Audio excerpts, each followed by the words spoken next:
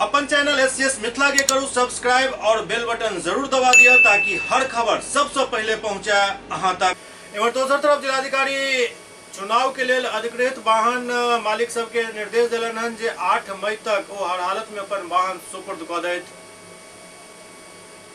जिला निर्वाचन पदाधिकारी राजीव रोशन बतौलन जे लोकसभा निर्वाचन 2024 के अवसर पर निर्वाचन कार्य के लिए लोक प्रतिनिधित्व अधिनियम 1951 के धारा 162 से 165 के अंतर्गत प्रदत्त शक्ति के प्रयोग करत एवं परिवहन विभाग के मार्ग निर्देशिका के आलोक में अधिकृत कयल गेल वाहन के मालिक के निर्देश दिल जा रहा है जो अपन वाहन के अनिवार्य रूप से 8 मई सुबह 10 बजे तक नेहरू स्टेडियम पोलो मैदान में जमा करा दे।